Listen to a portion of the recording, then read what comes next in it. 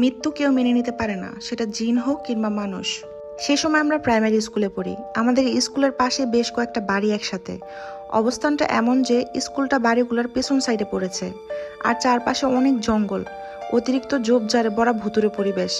জঙ্গলটার পিছনে আবার ছোট ছোট কয়েকটা পুকুর ছিল, তবে সেগুলো পরিত্যক্ত।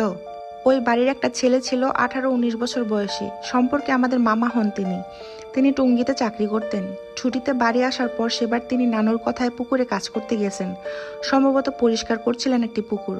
পুকুরের ওইখানে মাটি কাটার এক পর্যায়ে তিনি অসুস্থ হয়ে পড়েন। শ্বাস নিতে পারছিলেন না, হাত পাও নাড়াতে পারছিলেন না, এমন একটা অবস্থা হয়েছিল। সবাই তখন তাকে ধরাধরি করে বাড়ি নিয়ে আসেন। বাড়ি আসার পরে ধীরে ধীরে তার প্রচন্ড জ্বর আসে, আর ধীরে ধীরে জ্বরের মাত্রা বাড়তেই থাকে। পাশাপাশি তিনি সেই সময়টা বিড়বিড় করে কি যেন বলছিলেন।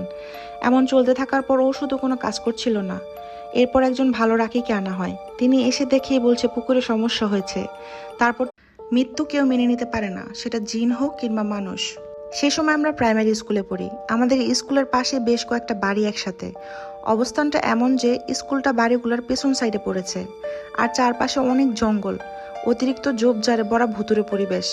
জঙ্গলটার পিছনে আবার ছোট ছোট কয়েকটা পুকুর ছিল, তবে সেগুলো পরিত্যক্ত। ওই বাড়ির একটা ছেলে ছিল 18-19 বছর বয়সী, সম্পর্কে আমাদের মামা হন তিনি টুঙ্গিতে চাকরি করতেন। ছুটিতে বাড়ি আসার পর সেবার তিনি নানুর কথায় পুকুরে কাজ করতে গেছেন। সম্ভবত পরিষ্কার করছিলেন একটি পুকুর। পুকুরের ওইখানে মাটি কাটার এক পর্যায়ে তিনি অসুস্থ হয়ে পড়েন। শ্বাস নিতে পারছিলেন না, হাত পাও নাড়াতে পারছিলেন না, এমন একটা অবস্থা হয়েছিল। সবাই তখন তাকে ধরাধরি করে বাড়ি নিয়ে আসেন। বাড়ি আসার পরে ধীরে ধীরে তার প্রচন্ড জ্বর আসে, আর ধীরে ধীরে জ্বরের মাত্রা বাড়তেই থাকে। পাশাপাশি তিনি সেই সময়টা বিড়বিড় করে কি যেন বলছিলেন। এমন চলতে থাকার পর ওষুধও কোনো কাজ করছিল না। এরপর একজন ভালো রাকিকে আনা হয়। তিনি এসে দেখেই বলছে পুকুরে সমস্যা হয়েছে। তারপর